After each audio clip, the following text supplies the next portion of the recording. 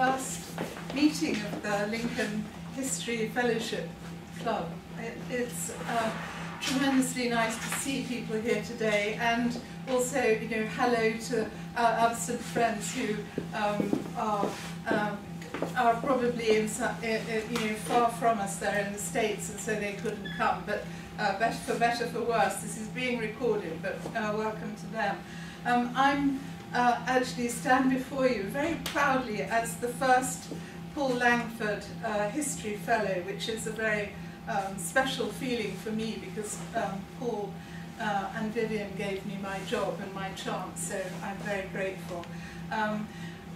We're tremendously grateful to the people who have, especially in the Fellowship Club, who have funded and are funding this fellowship, and for their generosity, but also in a way for more than that. We're very happy to think that they're thinking of us as we're studying history, the undergraduates and the tutors at Lincoln, and we feel your support and we're very grateful for it.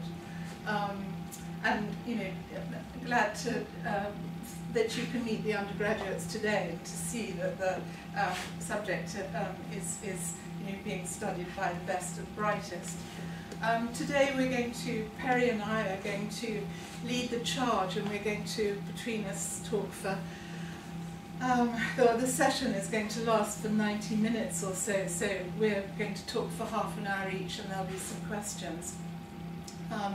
And then Susan Harrison is going to talk a little about the vision of this club, and we're then going to prepare for a buffet and drinks in the Beckington room. This is being recorded for the other members of the Fellowship Club. Well, I'm going to talk today.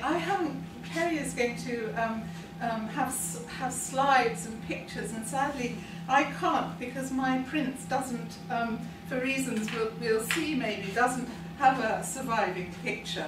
But I'm talking about pastimes, solazzo, with good company, the visit of the Prince of Salerno to England in July 1540.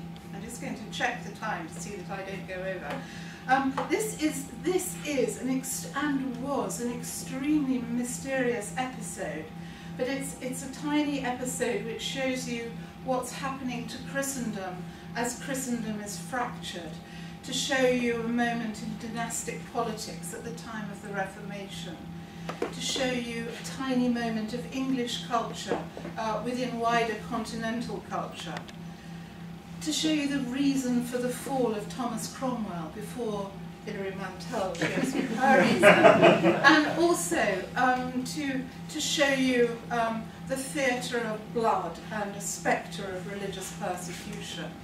So in July 1540, Ferrante Sanseverino, Prince of Salerno, a great prince noble from the Kingdom of Naples, makes a mysterious, unheralded visit to England.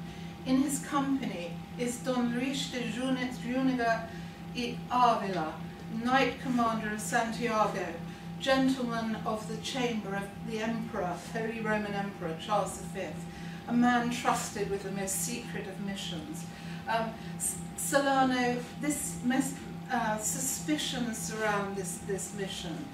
Salerno comes from the Emperor, as some said.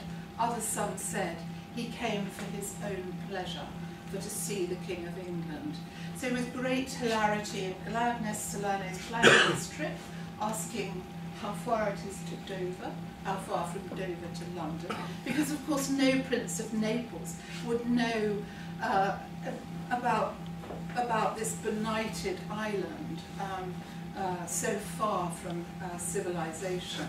And the given story that the Prince and Luis d'Avila are visiting for pleasure and pastime is nowhere believed. Why would a great prince of the empire come to visit Henry VIII's island? Surely there was some deep pastime reason than pastime. Well, Ferrante Sanseverino is a figure of glamour and destiny, a prince of highest rank, the son of Donna Maria of Aragon, of happy memory. He's descended from a bastard line of the Habsburgs. He's a cousin of Charles V. In a tight corner, he even claims kinship with Suleiman the Magnificent, the Great Turk.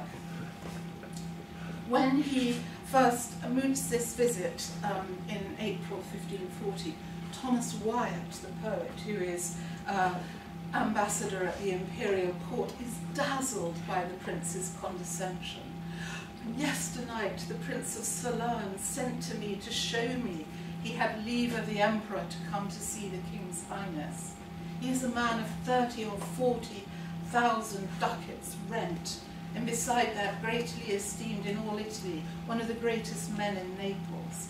Wyatt is hoping that he will come with him to go hunting in England, and that Salerno will stay a month. This projected visit is very mysterious in England. Henry and Cromwell can't imagine why they'd come. Well, what pastime might there be for San Severino in England? Well, like any Renaissance prince, he loves hunting. England offers all the pleasures of the chase. And we find him summoned from the Kingdom of Naples at the end of 1539, coming through France. And at the French court, we find him with Cardinal Farnese, the young Cardinal Alessandro Farnese, and the Duke d'Orléans. And by day in Amiens, they spend their days hunting. And by night, they tell stories from history and romance. Now, England lacks the splendours of the French court. It's seen as irredeemably barbarous by anyone cultivated on the continent. But it does have a special allure for anyone who's interested in chivalry and knight-errantry. It's the land of the fabled King Arthur, the birthplace of Amadis de Gaula. And Salerno is not only a prince of ancient lineage, his whole family, his ancestors are of legendary culture. So the first chapter of Boccaccio's Decameron has Prince Tancred of Salerno as one of the figures. And when the prince travels from Naples, he brings with him in his retinue musicians, because he has musicians wherever he goes, but also his secretary, Bernardo Tasso. And Bernardo Tasso, the father of the great Torquato Tasso, is a poet who proposes a poetic revolution. And following the emperor's court through the spring of 1540, the noblemen are diverting themselves by thoughts of poetry and romance.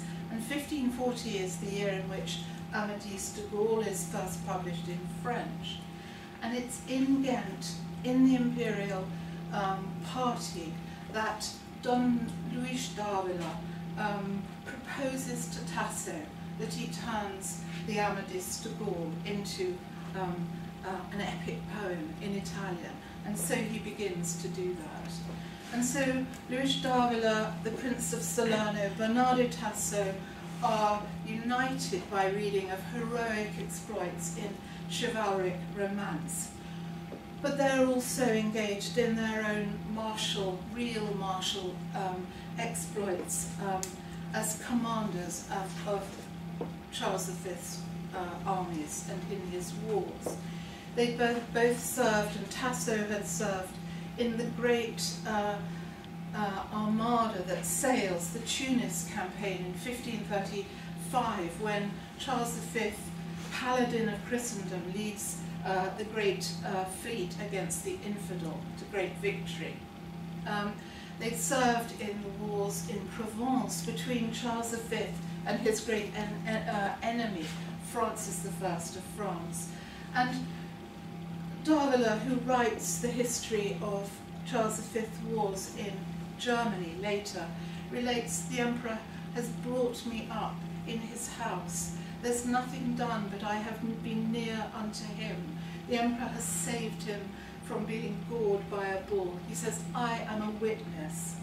And d'Avila is with the emperor still at the emperor's deathbed and in his retreat at Eustace at the end of his life. Well, to visit England at this moment, on the edge of the continent, and now banished from Christendom, offers the prospect of adventure, but of escape, but also of danger. Because when Henry declares his own supremacy in his own church and defies Rome, he becomes schismatic and heretic. And the Pope and his nuncios are now fulminating against Henry, that rebel, that enemy of the church, that lost, that damned king, that impious king, a tyrant so cruel. And they lament his great and growing cruelty. By the end of 1538, the Pope has called on the Catholic powers for no less than a crusade against England. And through the early months of 1539, England, Henry, have faced the prospect of the invasion of the realm, its partition among his enemies, and his deposition. There could not have been a greater danger. The great Catholic powers have not answered the summons then, but the Pope continues to seek ways to return the English king to obedience to the Holy See. There'd been a plan in the summer of 1539 and now in 1540 to send Protestants, Protestanti, Catholic Protestants, to visit Henry, to induce him to return to the Roman obedience, or else. And even spiritual diplomacy has its dangers. After all, Henry VIII has proposed the assassination of Cardinal Pole, his traitor cousin. And we have a memorandum from Marcello Cervini, who is the future Pope Marcellus V, describing a prospective spiritual embassy to Henry VIII, but fearing for his own life if he comes. And Cervini never goes. But in the courts of Christendom, they're fearing that the English king, in whose name so many people have been proscribed, censored, executed, would deny the immunities which are demanded by the laws of nations. Now, of course, in theory, ambassadors are protected within the sanctuary of the law of nations, even if the principles are at war, even among the weapons of the enemy. But at the Reformation, those principles are now tested, and this is a moment in that diplomacy. Will the ambassadors of Catholic powers be safe at the court of a heretic prince? A dispensation from the church is necessary to travel to England, because of course it's a sin for anyone to commune with heretics. And so when Salerno and Davila go to England, they're undertaking a spiritual mission of some danger. Well, hunting, pastime, a chivalric quest, a spiritual mission are the possibilities for this prince and his visit. There are suspicions, though, that there is a deeper purpose, that there's some clandestine design of the emperor's. And this visit has its part in the kaleidoscopic affairs of Christendom,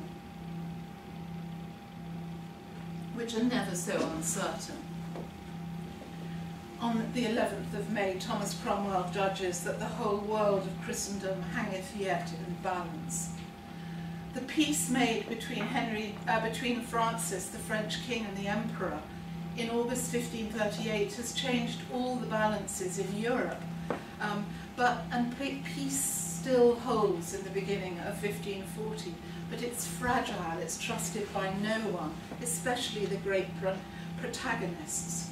But at the end of 1539, Charles decides that he must travel from one side of his dominions, from the kingdoms of Spain to another, to Flanders. Any visit, any journey for the emperor involves dangers, but he decides now to travel through France. Well, the last time that he and Francis have been in each other's kingdoms was when Francis was Charles's captive in Madrid after the Battle of Pavia. So this is not a happy precedent. But anyway, he travels through France in the winter of 1540, a terrible winter journey, travelling with the tiniest band, little retinue, because he must trust that France in honour will protect him. And so they travel through the mountains of the borders of Spain, all dressed in mourning black. And as they pass through France, they're celebrated by the French king's sons. There are magnificent entries in the cities they pass. But there's also still the hope of the Pope that they can be led to a crusade against England. And the Pope has sent his young cardinal grandson, Alessandro Farnese, with Marcello Cervini as his minder, to persuade the Catholic princes to a new crusade against England. Thomas Wyatt, watching this, reports cynically to Henry VIII, but we see not for all these entries, for all this joining of arms, knitting of crowns, and such ceremonies, that they should determine to part the world between them.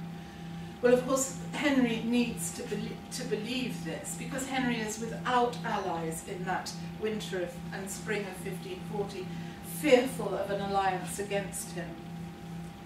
Henry has been able to posture as peacemaker all the time that Francis and Charles are at war, but once they're at peace, his own security is threatened, not least because he's just married Anne of Cleves, and Anne of Cleves is the brother of the Duke of Cleves, who has just taken upon him the sovereignty of Charles's dominion of Gelderland, Helderland, Felix, I know, which is an unbearable dishonour to Charles. So, and this moment is an nadir of relations between Henry and the Emperor. The Emperor's journey to the Netherlands to the Low Countries, has a deeper purpose than feasting with the French king. It's not just because of that he's travelling through France. The city of Ghent has been in revolt since 1537, and now Charles is riding slowly, menacingly towards Flanders to impose exemplary justice upon its citizens, and to show them and his subjects through his wide empire and his enemies the consequences of rebellion and his own terrible power. They must know themselves subjects, yea, says Granvelle, the Emperor's chief minister, to Wyatt. So Charles rides into Flanders, and on the first Sunday of Lent, very fittingly, he makes his entry into Ghent with vast numbers of landsknechts and cavalry to shock and awe. And then exemplary justice follows. The town surrenders its privileges. The rebel leaders are rounded up. The ghastly public executions begin. Hundreds of the citizens parade barefoot, and I think they still do in memory of this. They kneel before the emperor, crying mercy, bodies hung on scaffolds. And into this Lenten scene rides the Prince of Salerno, and riding with him are the nobles from his kingdom. Sometimes he travels ahead just with his major domo Vincenzo Martelli, sometimes with Bernardo Tasso and a guide. They're in Rome for Christmas, Siena for the New Year. By the 11th of January, they're in Milan, so they're riding through the Alpine passes, riding through those, through the Alps, crossing rivers at the worst time of year. And by the time they reach Lyon, the prince goes alone to pray at a shrine. The prince's accounts, which are in Naples now, record the necessary magnificence of a great noble, all the perfumed gloves and scabbards and pastries and doublets in velvet and satin and silk, and payments to goldsmiths and banquets and the gambling, the tennis playing, the music, the pastime and conspicuous consumption distracting from the arduous waiting and from the grim scenes of the emperor's due justice. The Lenten days are being lightened by the antics of fools and dancing dogs. And so the prince is gambling, he's playing tennis, he's playing for very, very high stakes, and all the while he's giving massively in alms with proper princely munificence. And on the 3rd and 4th of April, the prince is in the emperor's presence and high in his secret councils. The 4th of April is the day of the breakdown of the peace talks between Francis and the emperor. On that night, Bernardo Tasso rides from Antwerp to Ghent, ostensibly to buy a ring, says in the accounts. But on that night, Wyatt receives the prince's messenger. And so, this is pleasing for Wyatt followers, one great poetic innovator meets another, whether knowingly or not. Well, in these Lenten days and weeks, the emperor has been in great melancholy, insomuch he confessed he could not sleep o' nights. Immured in Ghent to awe it by his presence, Henry, using a verb from the chase, says that Charles is imparked, like a beast in a chase, held still, enclosed. And Henry reminds the French king of the emperor's plight, his poverty, how few friends he has to aid him, how he is now imparked in Flanders, between the territories of Francis, of Henry himself, of the Duke of Cleves, the princes of Germany. And Charles is assailed by 1,000 conflicting problems. Of truth, the things were marvellous intricate, so he acknowledges. So deep, so inveterate is the enmity between him and the French king that peace always seems doubtful, for all their promises. Sometimes there are flickers of hopes of agreement, but soon they fade. Milan always stands in the way of peace, because Charles will never cede it, and Francis will never cease to claim it. Are we wont to give away our own so lightly, asks Ronval. And so ambassadors, if you read the correspondence, they're passing, plying back and forth between the pretended friends. But on Good Friday, the 28th of March, the emperor's ambassador to the French king brought him many fair words and promises, with more delays and nothing of effect, no assurance of Milan. Francis was so chafed and fretted inwardly that he could not hear or say his service that day. Without Milan there can be no agreement.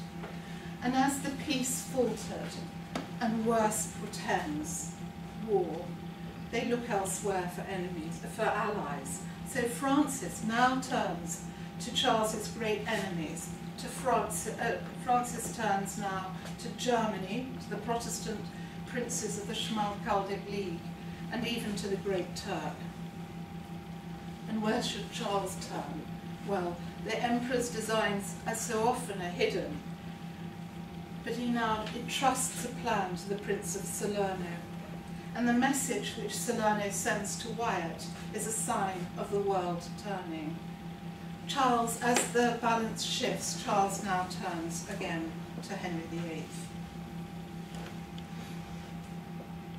It seems marvellously strange, so the diplomatic community muses, that the emperor would unite with the King of England against the faith. Well, returning to England, Wyatt had believed that Salerno had changed his mind. There is every reason for Charles not to ally with Henry. How could the Holy Roman Emperor send an envoy to Henry VIII, however secretly, because this would be to countenance an excommunicate king against whom the Pope has declared holy war. Henry, moreover, has dishonoured the blood of Castile when he casts off Catherine of Aragon and disinherits their daughter. And Charles and Francis are bound not to enter any agreement with Henry without the other's permission. And there's the matter of the marriage to Cleves. Before sending the Prince of Salerno as envoy, Charles might need some reciprocal pledge of Henry's goodwill, some show of his orthodoxy, his desire for reconciliation with Rome. And now it comes. These were times of huge political instability in England. Those political watchers see that either Cromwell's party and the reformers must prevail, or Bishop Gardiner's and the Conservatives.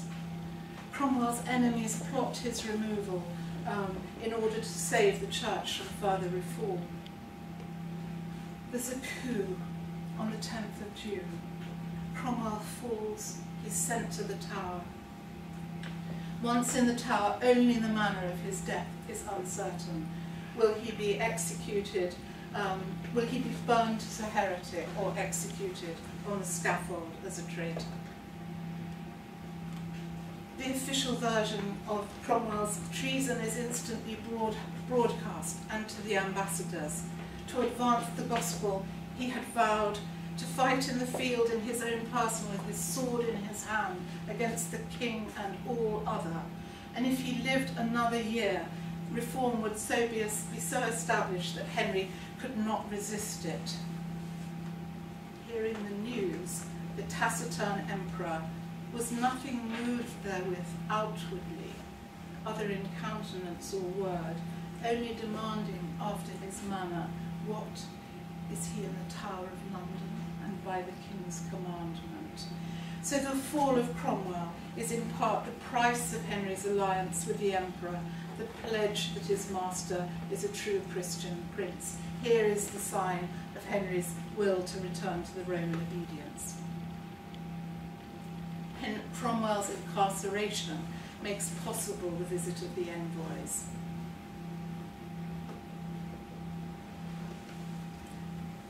So leaving Brussels, the Prince, Louis d'Avila, their retinue, go to Calais first, they sail to Dover. They're honourably received at the most splendid port palaces the king has. They go to Greenwich, Hampton Court, Windsor. Very, very little survives of how they were entertained. We can guess. We have to imagine who had the languages to speak to them. The most Italian of all Englishmen, Thomas Cromwell, is in the Tower. But there is Wyatt, there's the Earl of Surrey. We know too that the Prince of Salerno entertained as well as being entertained, because nearly a quarter of a century later, Thomas Challoner remembers Don Luigi Dentici singing, his voice the sweetest that any in our time have been praised for. And perhaps Salerno even sang at the English court. How am I doing with time? Yes, stop. We'll see later, just at the end, his imagining of a Spanish noblewoman lamenting her lord, cruelly held captive by the King of England, a song that we'll see.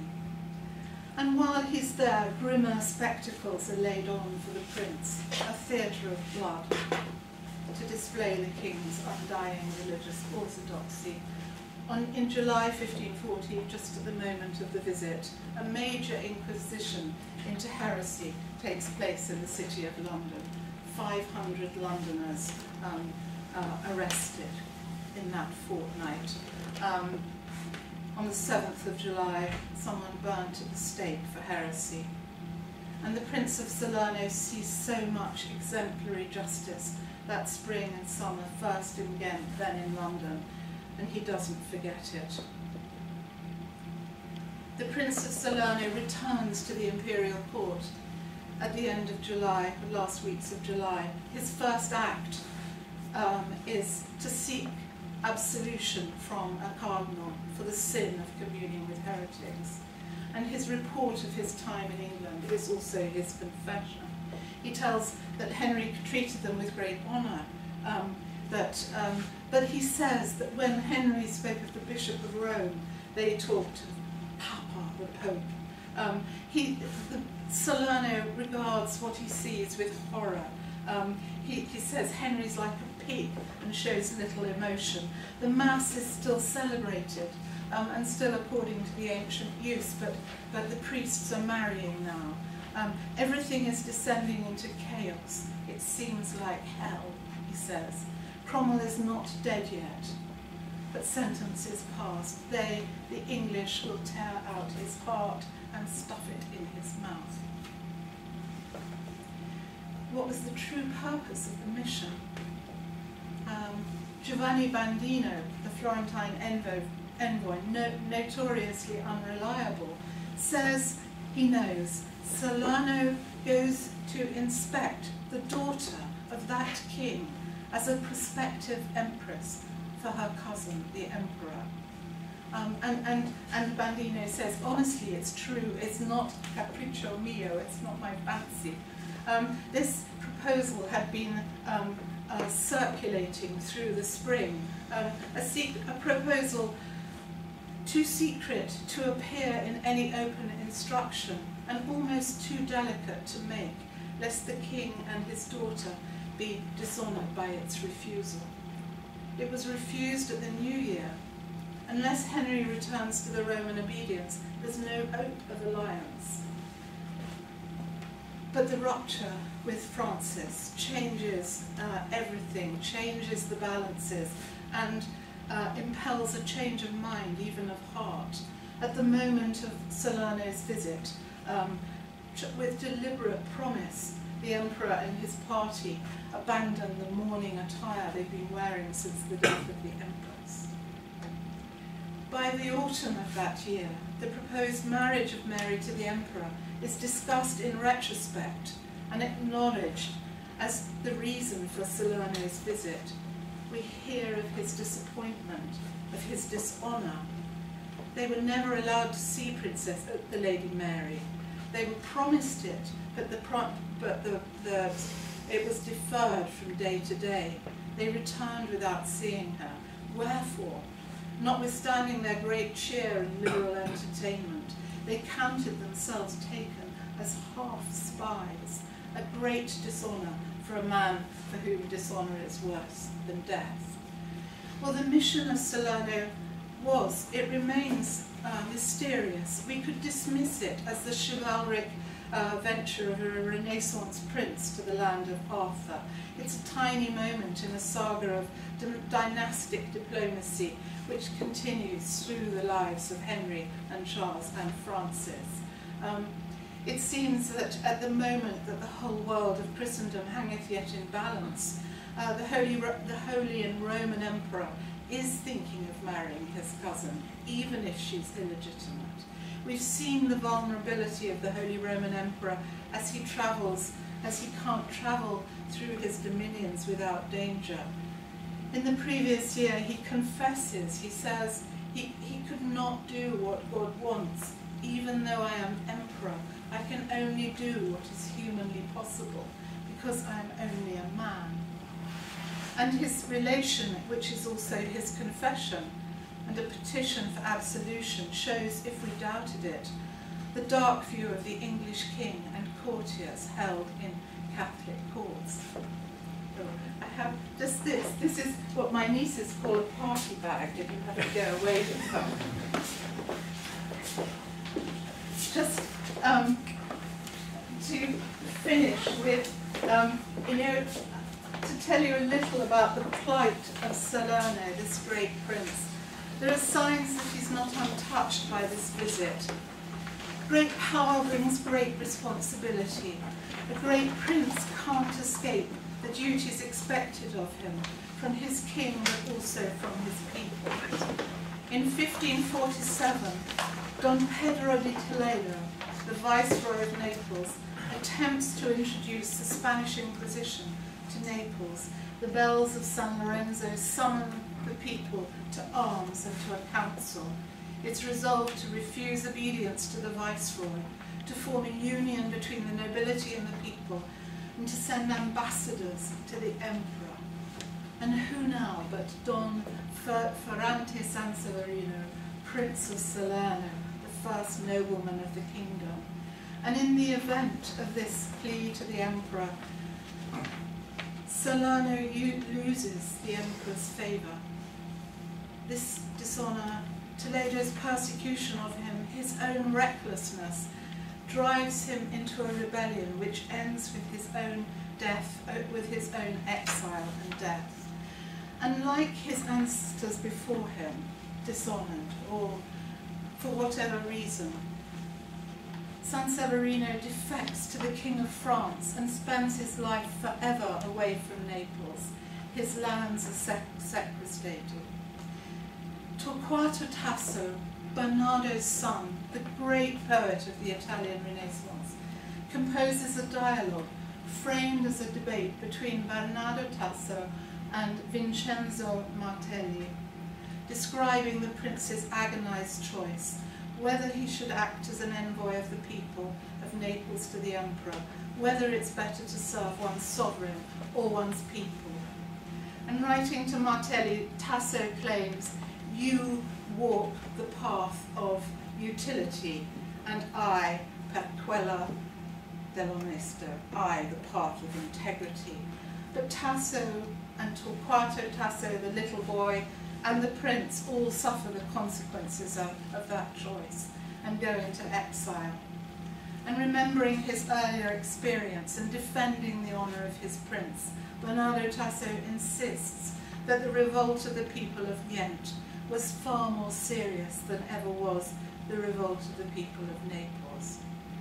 And there's an intriguing sign that Salerno doesn't forget the perils of a prince travelling to England, or the risk of imprisonment by the English king, because we have his songs written in exile, his villanelle, and we have this one of a Spanish noblewoman planning to invade England to rescue her captive husband. Thank you.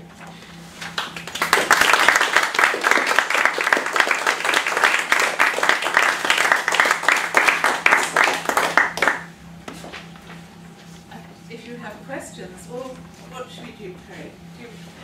Should we take questions? Have we got time? Yes. Yes.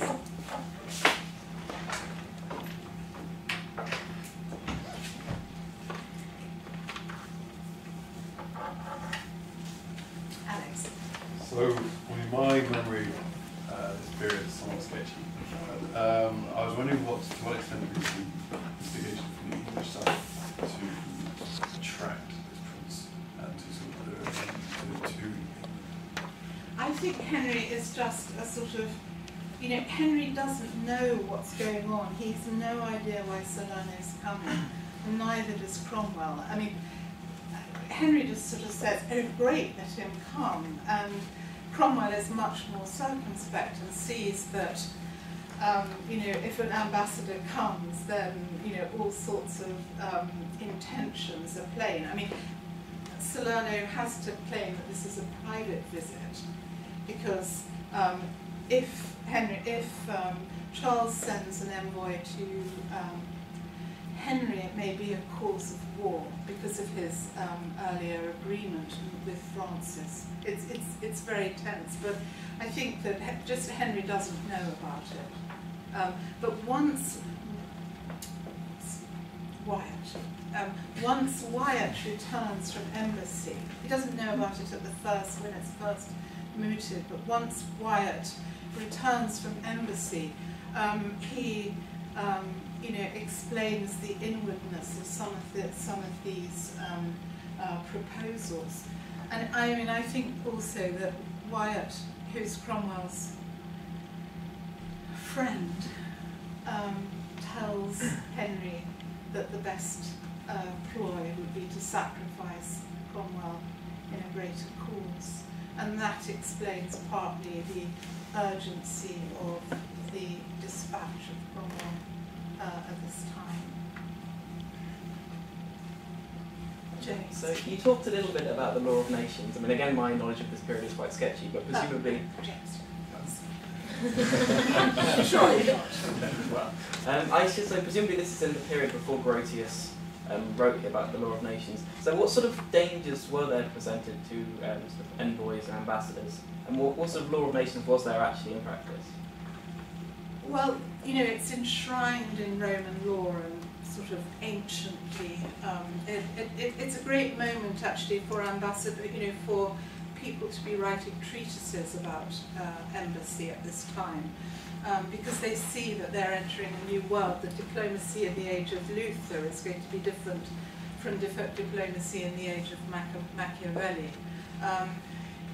When Henry proposes to assassinate Cardinal Pole, who is the papal legate in 1537 and 1539, at the French court they're saying, if this happens, this would be the cause of war, that this would be intolerable. I mean, of course, you know, a papal envoy is more sacred than a secular envoy. But when in 1541, I mean, you've seen that, to say that the relations between Charles and Francis are rocky at this moment is, you know, clear. But in 1541, Rinson and Fregoso are sent by Francis I as emissaries to the Great Turk to raise troops to fight against Charles, and they are murdered by hatchetmen of Charles's ambassador in Venice. And it's true then that war does follow, and that's one of the causes. It's a casus belli. So but that precedent, the murder of those two envoys, sort of reverberates through the treatises on diplomacy at this time, because the rules are being rewritten. I mean,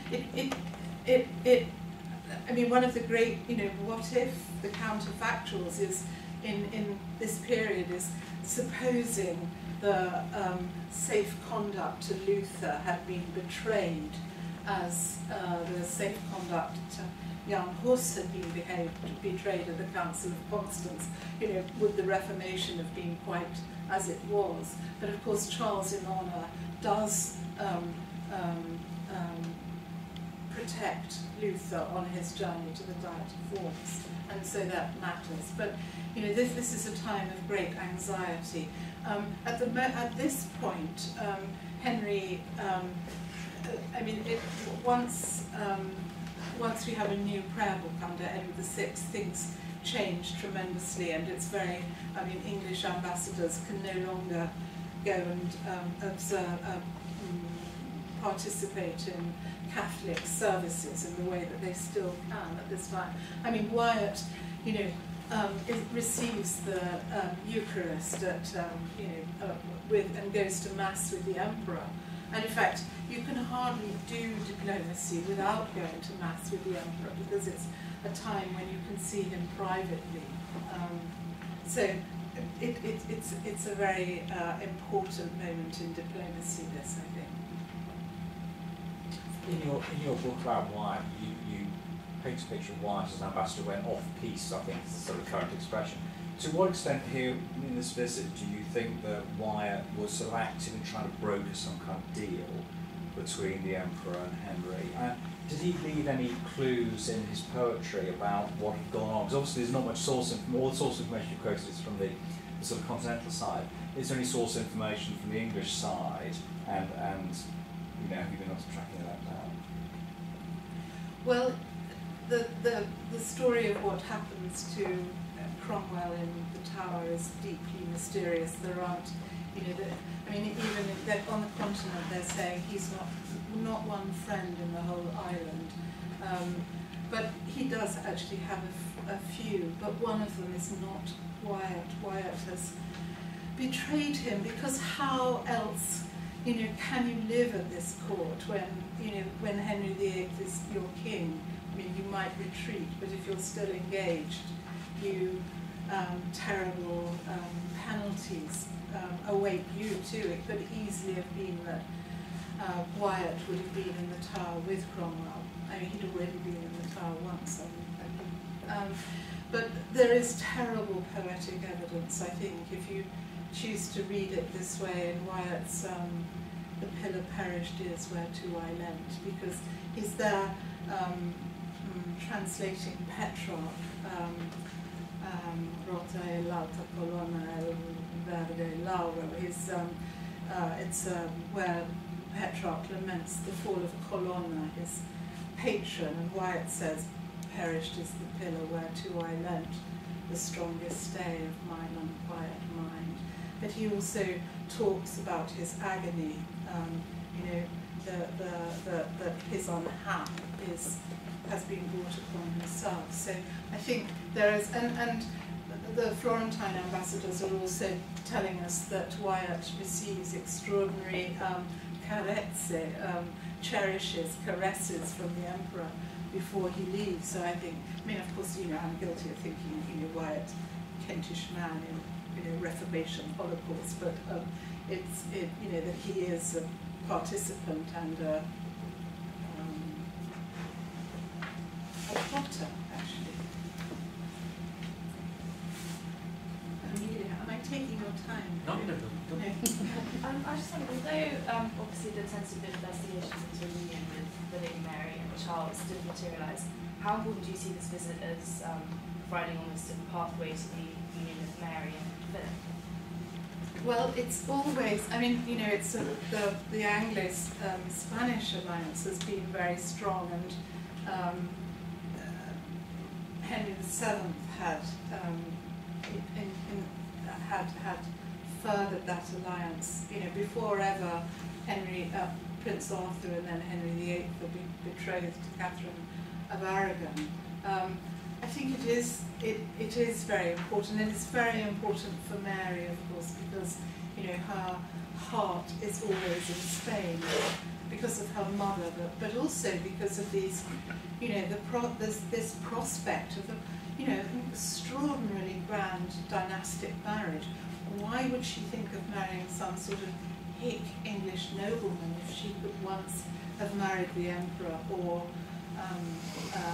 his son, as it turns out? And always, through Edward VI's reign, the imperial ships are waiting to take Mary away and to rescue her, take her back to Spain if things get even worse than they are.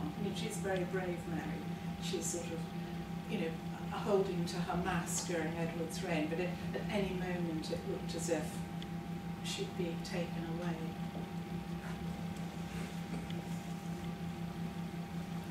Thank you very much, Susan. I think we can all agree that Susan's recent visit to Naples was not all gelati. So thank you once again, and we're now going to hear from Eric.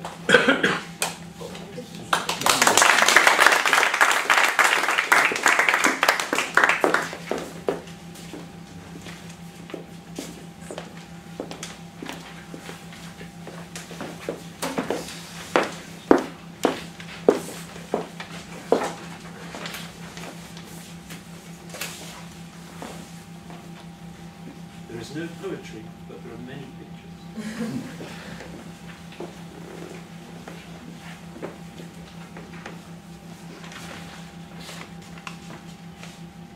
Is this coming on? Something. Wait, That's right. It's space, isn't it?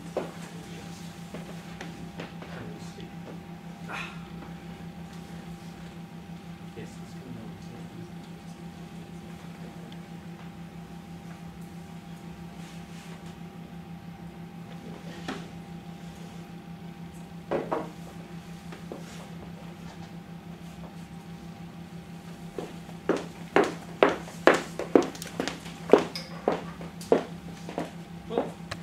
Good afternoon. Followed letters, they say, so I will endeavour to do so. And first of all, thank you so much for coming today. Just echoing Susan's welcome earlier on. Simply, thanks for sharing our passions. It's every day that I'm in this wonderful institution. I do sort of say on the bus on the way in, I say to myself, I'm very lucky that I'm just going to chat and discuss my passions. And today I'm going to talk about, I call him my current passion. He's coming to an end.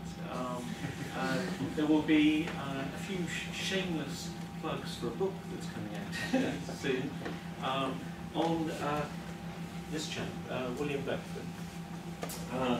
You may well be more familiar with his son, William Beckford, the Gothic novelist and builder of the great folly of Fonthill Abbey in the 19th century. This is Dad, and this has him as the Lord Mayor of London for the second time in 1769. And it's the way that I and most other historians have come across him. He was the champion of liberty, a very early champion of liberty, of parliamentary reform, in fact, in the late 1760s. And he's holding his hand the Bill of Rights and an address to the Crown in protection of civic and national liberties. For the best part of 40 or 50 years, he's been seen in those sort of guises. He's also been seen as the head of the West India interest, the great sugar lobby. And it's in that context that I first came across in my own studies of the political impact of merchants. And today, I'm going to actually talk to you about the various perspectives and angles that I've garnered on his life over the last 5 or 6 years of research. And I found him a much more interesting individual. In common with Daniel Day-Lewis in his Oscar speech, I have brought many strange men home with me over the years, and he's certainly one of the strangest. And he, in fact, has offered me a wonderful insight into the way in which the empire of the 18th century was developed and felt within the British Isles. He was born in Jamaica into a sugar planting family, and came back and forth over the Atlantic probably about 10 or 11 times in the course of a very active commercial and political career, and rose to the highest heights of British politics. And his route to the top is of essential viewing, really, for any student of 18th century politics and society. Now today, I'm actually, as in the title, the imperial metropolis, I'm interested in particular in place. I think historians are often, too often, interested in what people are saying without recognising where they are saying it. And in Beckford's case, it allows us to see the interlocking, overlapping tectonic plates that are changing both empire and the British Isles in the course of the 18th century. What I'm going to do is simply take you through 3 very important places in Beckford's life, then look at the strategies that took him through to nearly the apex of British politics, and then in the final section see how that ubiquity ended in crisis and consequence for both himself and his interests. Now, just give you a little bit of background as we move into our first place, which is going to be Jamaica. And this is a very small, I'm sorry we can't get it any bigger than this, but simply to say his forefathers are, we certainly know, rather modest Londoners. That's all we can say of Beckford at the top. His grandfather, Colonel Peter Beckford, was one of the first great adventurers who went over to Jamaica in the 1660s, only a few years after Britain in the Commonwealth sieged Jamaica from the Spanish, and in service to government and development of commercial interests, both Colonel Peter and then his son, Speaker Peter, who was Speaker in the Jamaican Assembly, amassed the largest set of plantations on the island. Sweet Peter probably has something like 2,000 slaves. Then, in essence, we will see Alderman William is on the bottom left as we look at him. He's the second son in a rather large family. This is rather remarkable that they all survived, in fact. The death rate in Jamaica is appalling in the 17th, 18th centuries. And their ability to not only live and prosper is going to be the backdrop for William Beckford's success. But let's look at some places. In essence, Beckfords have their historic centre of their plantations in Clarendon precinct. It's there on the south side of this island. The south side is the first to be settled. This is a very long process of settlement. The conquest is quick, but the settlement is very slow. And in fact, there are slave rebellions right into the 1730s when a treaty, the Maroon Treaty, was signed. But in the shaded, fertile valleys of Clarendon precinct, the Beckfords build up their plantation strength. Here is a depiction of a plantation house. This actually comes from a massive estate plan, which is about the size of this projector screen, and it shows a typical operation or the plan of operations within a sugar plantation, with the great house shown here on the top and the slave quarters below. Slave historians stressed the awareness of place even on these plantations, because the great house would always be above the rest of the habitations for the benefit of surveillance to ensure that the slaves are working and not mutinying. But as I said, this is a very powerful statement by the Beckfords.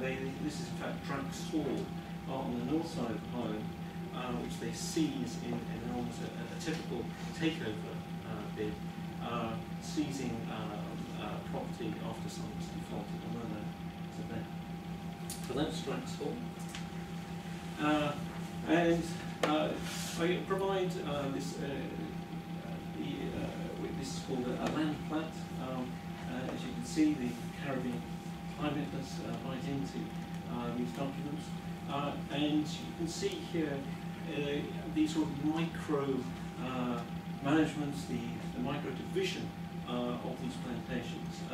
These here in the squares are Beckford properties, and you can see how they're building up their a central block in the most fertile part of Clarendon.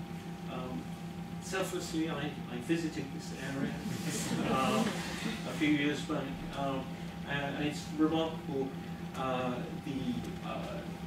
First of all, the willingness and desire of these planters to plant in often very difficult conditions, very hilly, very tough soils.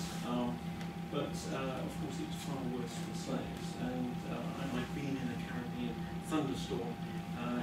It's tropical in there, and it needs enormous reserves of capital, but also of human suffering in order to make these things work. But they do, and probably by 1735, the Beckfords were valued at about £300,000, which in modern money is north of 35 million. So, but the second place we, rather than just concentrate on the success in Jamaica, we must actually look close to home. And here is a building that was unfortunately no longer with us. It was like within the Blitz, but this is Great Tower Street. And the success in Jamaica could only be achieved by the family with a London branch of the family.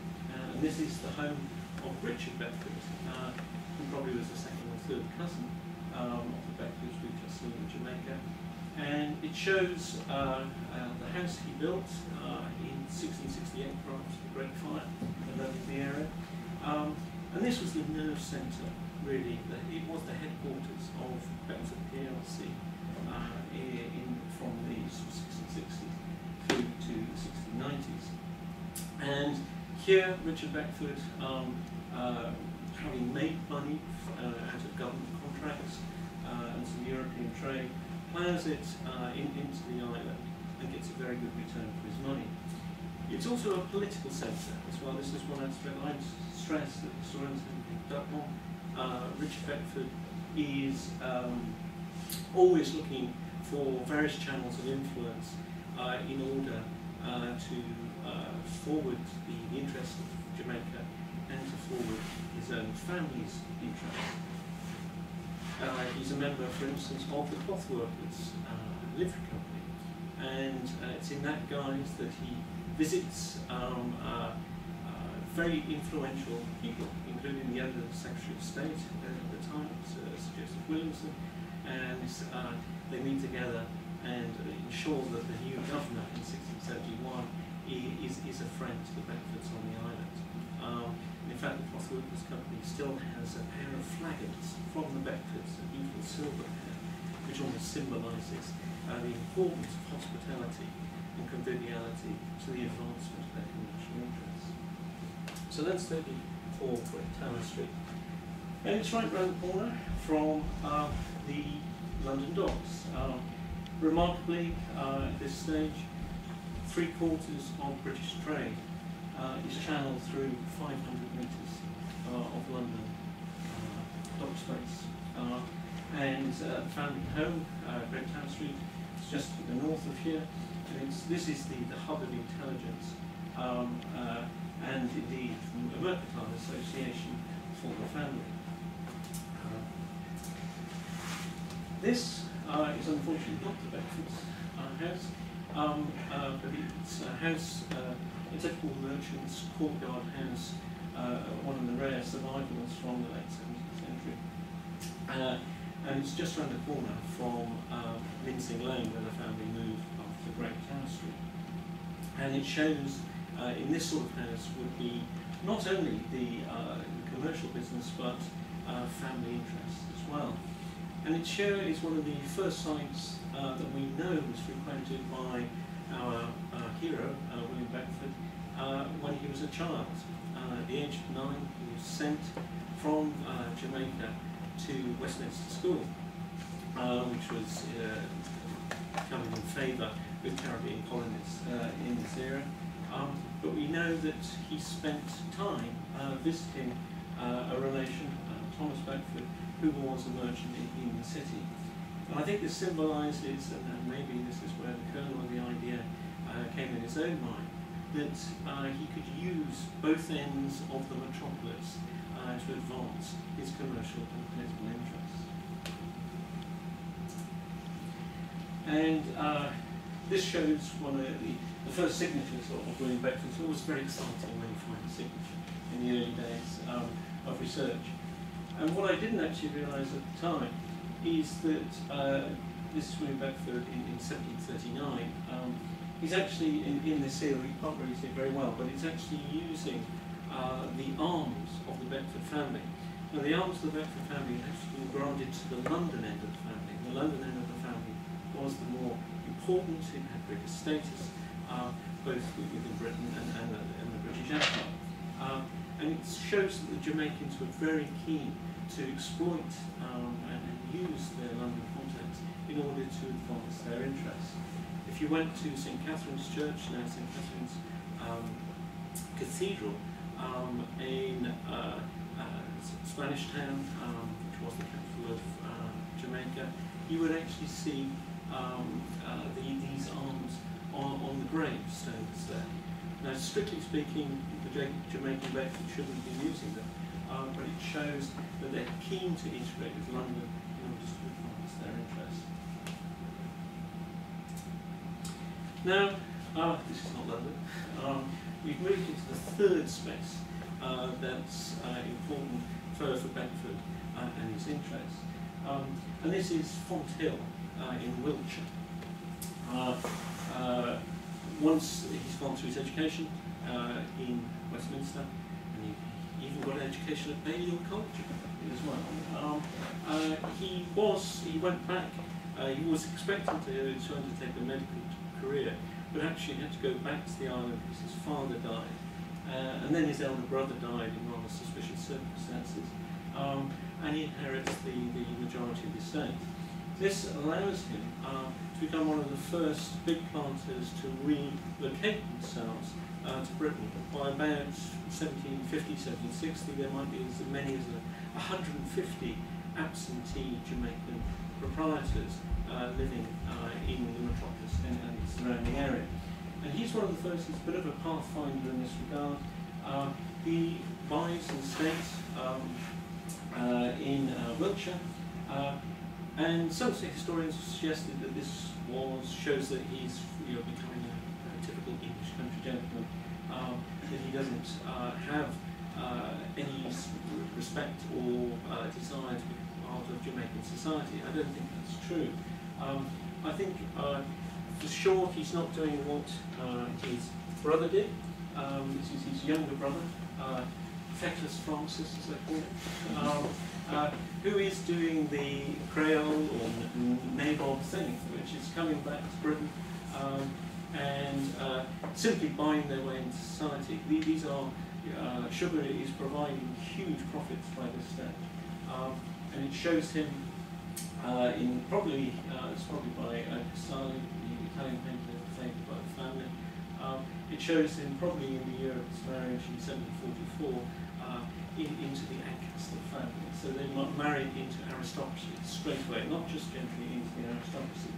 It is said of him that he was very good at spending 5 times his income in 1 year. He's not doing that. And it's important actually to see that if you all know where Wiltshire is down here, Felix. That's right. What this actually shows is an early map, if you like, of political consciousness of empire. It comes from Kathleen Wilson's wonderful book, The Sense of the People. And what it shows is support for Admiral Vernon. Admiral Vernon was a great, well, at least in 1739-40, a great naval hero who had started a war with the Spanish, which had been supported by, in general, by the Jamaicans. He had become almost a symbol of the opposition to Sir Robert Walpole, the great Prime Minister. And what this map shows is support for Admiral Vernon through addresses and instructions to MPs, etc., etc.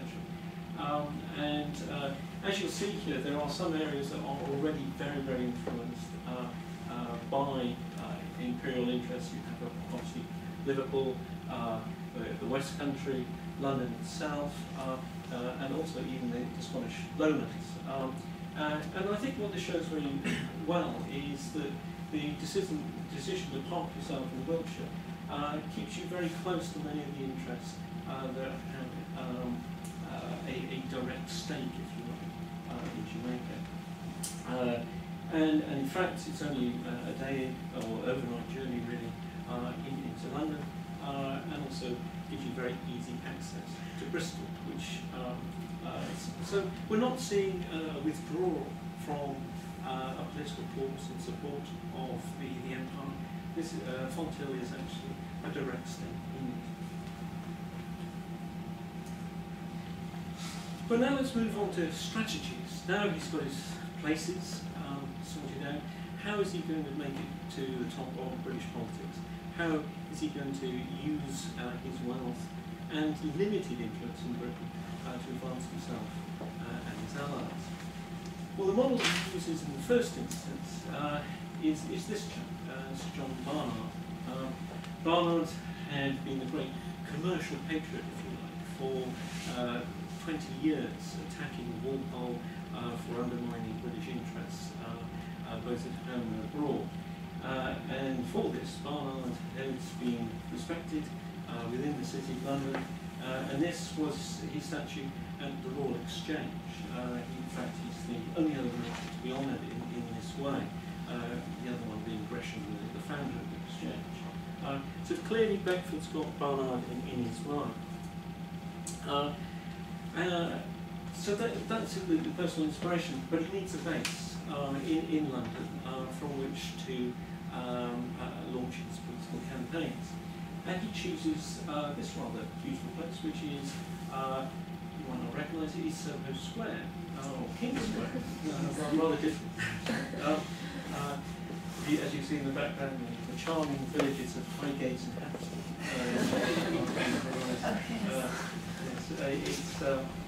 This is from the 20s. There would be more built-up areas. What is interesting about this, and you can probably see it better on the map. This is London. This is the Tower of London. This is Westminster around the bend. And basically, there's a little cross there where Soho Square is. Clearly, this has allowed him to break out to the west. But what I think it shows is that he chooses Soho Square quite wisely as a way of reaching both ends of the metropolis very well. I mean, around here would be Billingsgate, where Mincing Lane lay, where Boxwood Lane lay, where the family's most obvious commercial interests lay. It's still very, very easy for him, or easier for him to reach than if he was actually centering himself down in the Downing Street area, for instance, or the even more fashionable areas of Mayfair. Soho Square is quite fashionable, but not as good as you could buy with that lot. And for sure, this also allows him to network with various other interests which are going to be very useful for him. For instance, the area was very popular with Scottish magnates and Scottish peers who would be very, very keen to support imperial interests, because ever since the Union they've been pumping money and resources and people both into North America and into the Caribbean. And it's clear that he mixed with the Scots. Perhaps in some ways both of these Creoles and the Scots both still saw themselves as political outsiders. Soho Square is a great way for him to bring those interests together. In fact, they would maintain a planters club which meets in the vicinity of Court Road. Okay, so he's mapping London to his political strategy, and in 1754 he has a crack at to become an MP for the City of London. And this wonderful image, this cartoon, which is satirising everybody in various different ways, the candidates all different fun poked at them. Beckford is the top of the Ferris wheel here, and it shows him actually two steps away from Sir John Barnard, I just mentioned. And he's saying to the other two, it becomes a man of character to keep good company. Of course, he's not a man of character, he's still not very well known in London. So he's still having to enjoy, really, being slightly in the shadow of Barnard. I mean, that will change soon. But in a way, he has to, and he well realises that he can't simply storm the political citadel, he must take one step at a time. And in fact, when his brother tries to storm into Bristol for the same election, some of the imagery used there is much more anti-imperial. He and his brother are represented as slave drivers and underminers of British liberties. So he knows there are political risks to be taken, but he manages, and it's a major success in 1754 to become MP for the city, because usually they would only choose MPs who had been aldermen of London for a very long time. Now, he had become an alderman in only a couple of years before, and it was to the ward of Billingsgate, which at least the Beckford family could claim something to. historians have poo-pooed often these sort of claims to London ancestry, but he knew they were credible, and he knew that they worked with influence. So he's MP for London. He's a somebody. And what I would stress about sort of London at this time is that Beckford's seeing that there's the cultural landscapes that he's moving through, they themselves are moving at this time. And anyone who knows the city will know that this is the Mansion House, which is finished by during the 1750s. And what we see here in front of it is the carriage, which is still used. You can still see it at the Museum of London. And he'd be very well aware that the city itself is aware of its financial and commercial power. Britain now is very much at the heart of the global empire. And he's very aware that there are opportunities for turning this civic magnificence into political capital. And because of the political capital he's getting, he becomes an ally of this person here. Yes, it's Henry VIII. We stepped away from Susan's paper to come into a Hogarth cartoon. In fact, it's the symbol of William Pitt. His alliance with William Pitt from about 1756 onwards is a turning point in his career.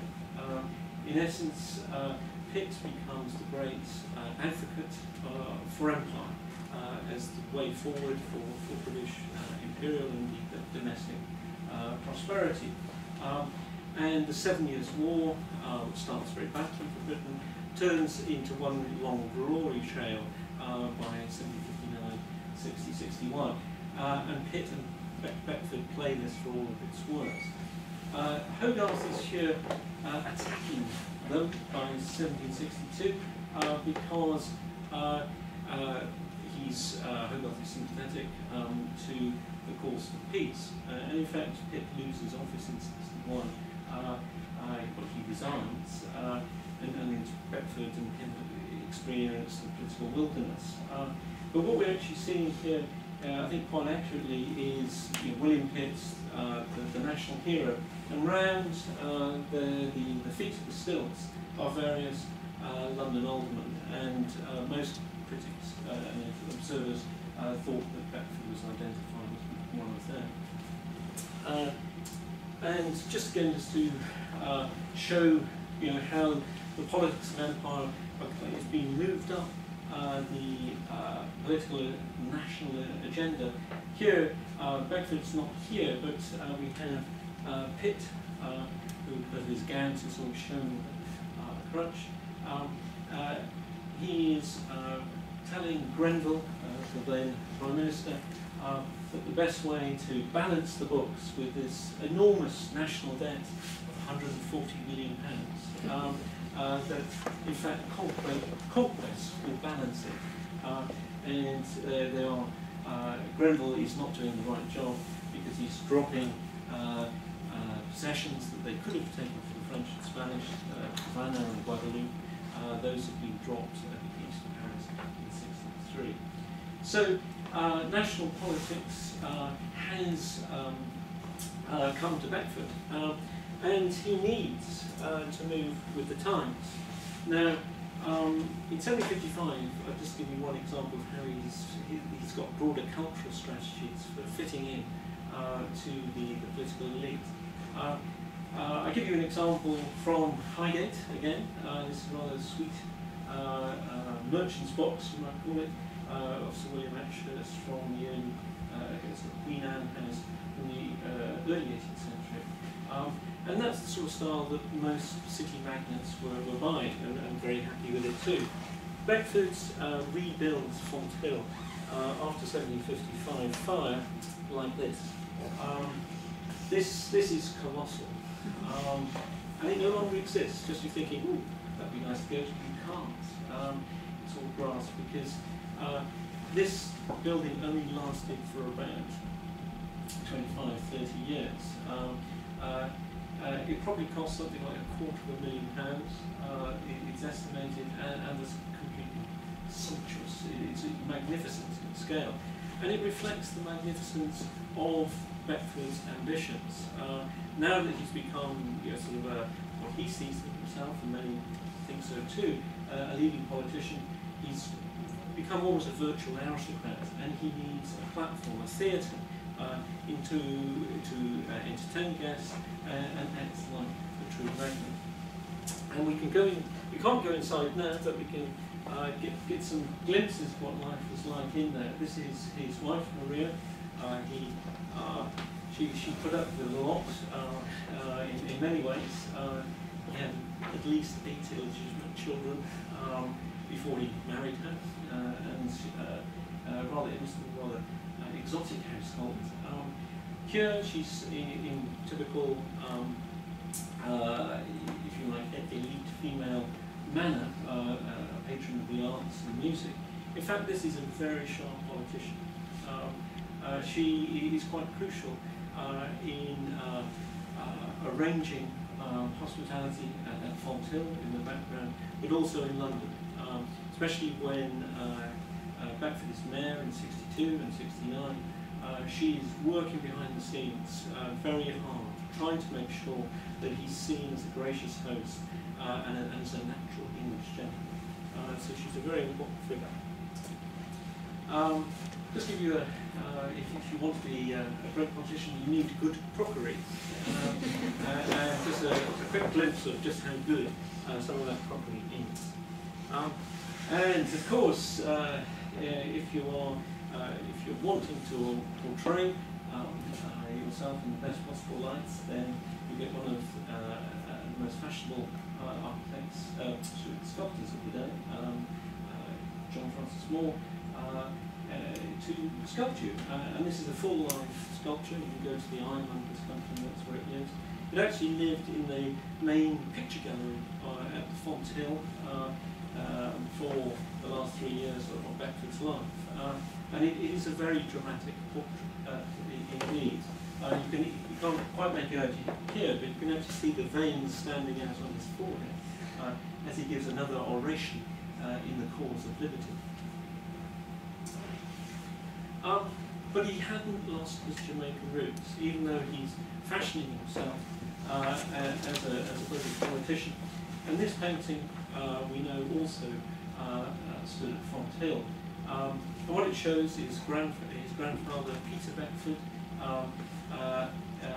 This was probably painted originally in the 1690s. This is a later print of it. And it shows Peter as the defender of Fort Charles in the background in Port Royal on the island of Jamaica.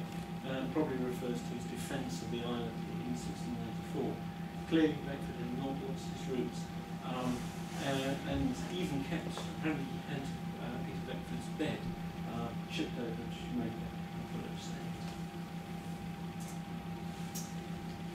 But all of this fashioning, all these strategies cannot stop problems.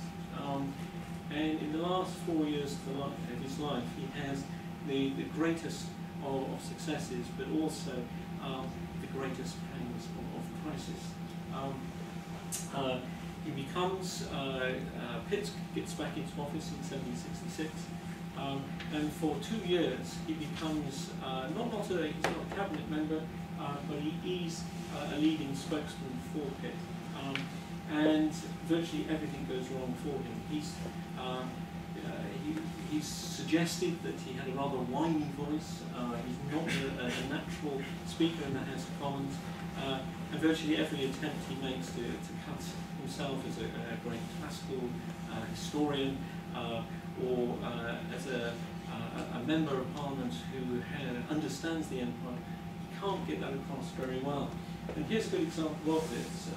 As you can see, it's based on the statue of 1767, which was exhibited in Pall Mall in a fashionable spot in 1767 before it was shipped over to Fonthill. And it shows him not as the speaker for liberty, but actually as in the servants of tyrants. That's what all the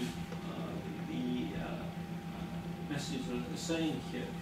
because he actually defended the royal prerogative. He's in the ministry, he has to do this, and he's castigated for it. I mean, other prints go even further of actually linking his supposed tyrannical instincts to his rather large slave populations. He, in fact, in one cartoon, he's actually shown with a black face.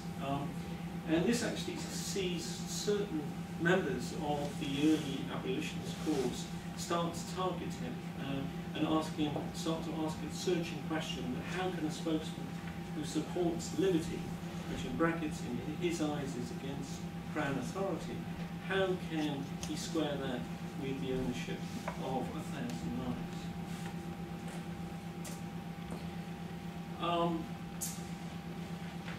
In 68, Pitt is ousted, and Beckford embarks on a dark period, really, for him. For 2 years, he will be the great champion of reform, and will be trying to galvanise all of his connections in order to stop Britain slipping into the abyss of tyranny and slavery.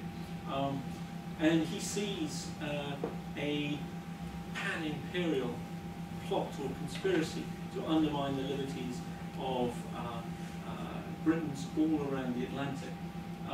And you can see some of the connections. This is a city delegation coming to St. James's in order to present an address to the king.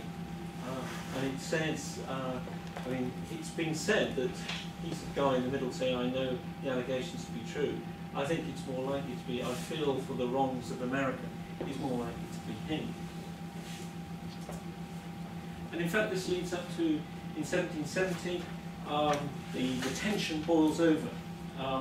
And below here, what we see is an audience with George III himself.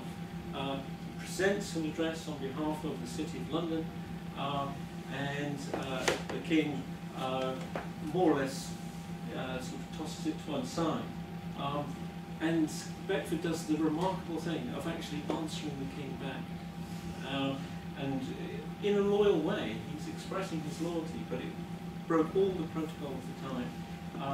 And reformers rejoice, the government is outraged, and Beckford is just catapulted into the national spotlight in a way that even he had not seen before. But he dies only a few weeks later, ensuring that the court is very happy. These are ministers rejoicing in the loss of one of their tormentors. In fact, one of them here is saying, the devil burn me, but he's gone to Jamaica to blow our intentions at Boston. So again, this idea of a pan-imperial conspiracy. The ministry are quite a gang. And he becomes glorious in death. Here is a tankard from wonderful collections at the Museum of Docklands, which show a rather cheery Beckford being celebrated by glories above. This is another way. You could even have Beckford on your mantelpiece. This is a tiny, tiny little figure. And again, you can see that it's based on the statue.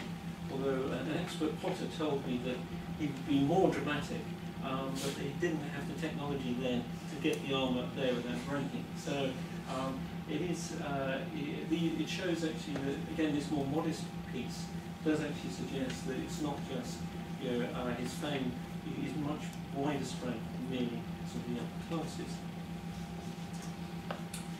The City of London decided to commemorate him, and if anyone knows the Guildhall, you will see this memorial to Beckford.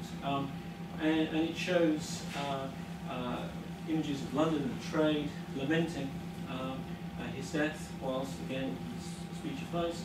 And below him is his loyal but controversial speech to George III. Now this is in some ways, again, if you looked at him, you would think, again, this is a good civic patriot without any of the imperial underpinnings. Well, there were, or this is a rival design which was rejected, which shows him, again with the lamented figures of London, but more controversially with this figure. Now this figure actually is a figure of tyranny. This is him standing on a tyrant. But of course, a tyrant in chains, it could easily be linked to his ownership of slaves. And he still owns, say, 1,000 slaves at his death, and he's actually expanding his operations. So there's this, contested identity, which was on the cusp of causing him very serious problems at his death, which he could never resolve, and which, in fact, all the planters couldn't resolve. And as crisis comes into the Atlantic with the build-up to the War with America in 1775-76, it's very significant that the West Indians have been very concerned about exactly the same sort of issues that the Americans have, tucking their old horns and start to support the government. I'll leave you with one last image, which was the conception of the integration of empire, which I think Beckford would have been very, very happy to contemplate. What it shows on the one side, we have St. Paul's in the background, and a delegation from London coming to pay homage, in common with a figure of London and a cap of Liberty, the Lady of Liberty, coming to the centre of Beckford. But on the other side, you have quite a conventional symbol of America, which, with the sort of green pastures beyond, which comes to celebrate what is really a proponent of a transatlantic accord and understanding. And for my purposes today, it simply gets across the message that we should not just listen to words, but see the way that places bring ideas and actions and actors together in rather important and significantly historical ways. Thank you very much.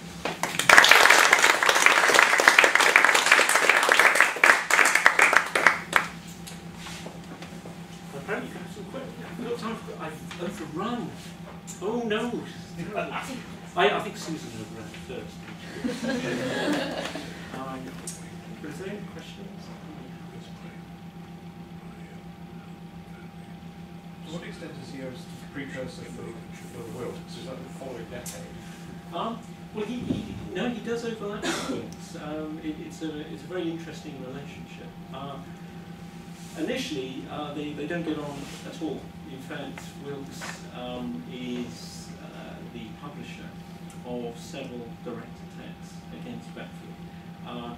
He sees Beckford as just a specious supporter of interests in Jamaica, and indeed as an outsider, one of the Creoles coming to undermine British principles.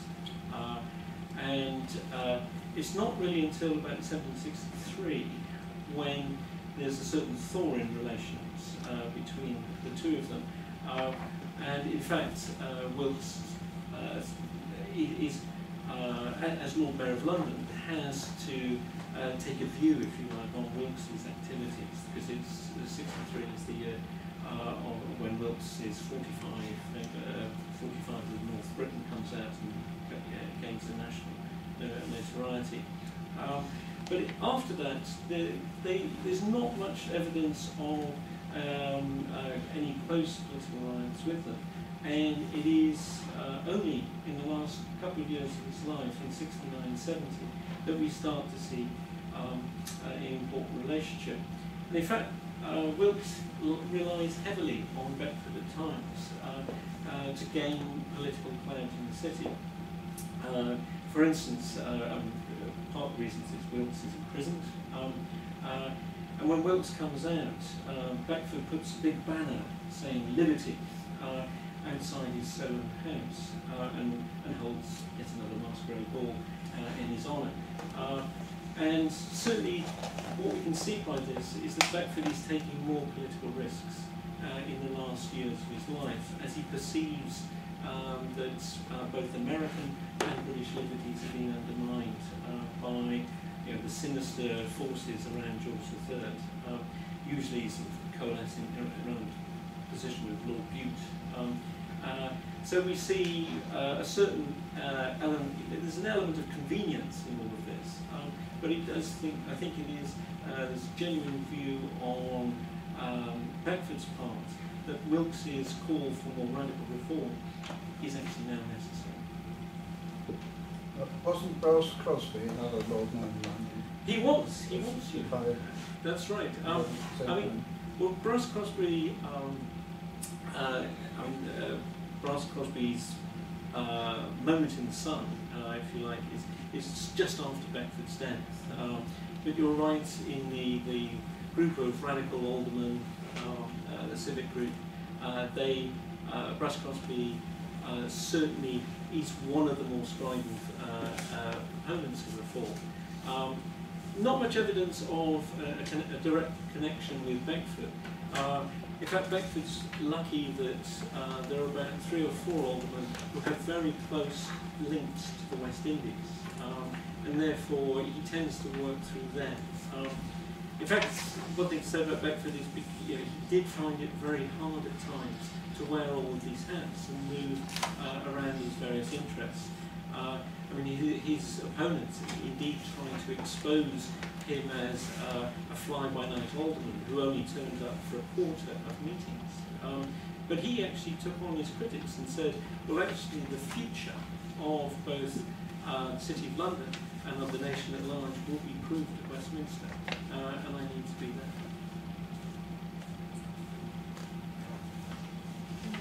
So I'm looking at the time. We should stop. I know. No. I don't want to. Do any other questions, please? Go ahead. We can ask them later. We'd all like to thank Perry once again for a really amazing.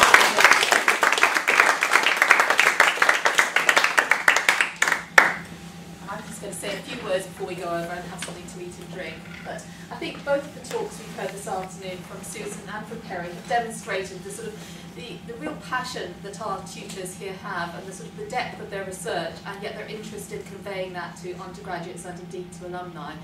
And I think we are incredibly grateful for having Susan and Perry come along this afternoon to do this. And I think you're probably all aware now that the sort of the preservation of the tutorial system at Lincoln is something we regard as being of the utmost importance, and it's also one of our greatest challenges, and that's something that's been thrown into sharper relief, partly because we're having to fund this from a general endowment rather than specific endowments, and also, of course, because of the changes in funding for teaching in the humanities.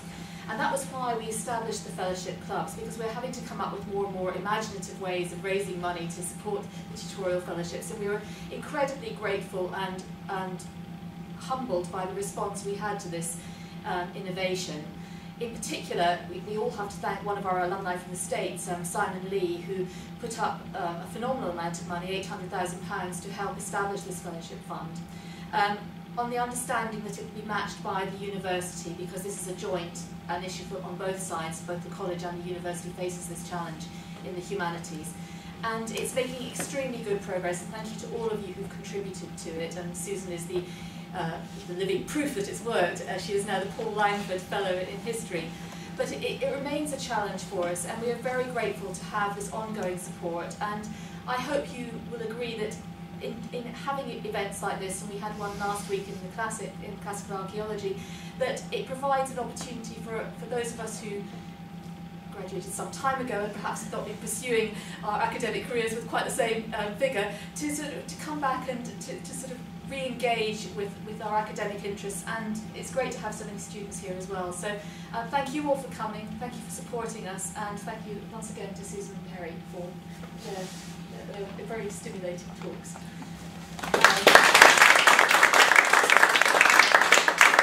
In ancient Lincoln tradition, we will move across to the Beckington room to partake of some food and drink.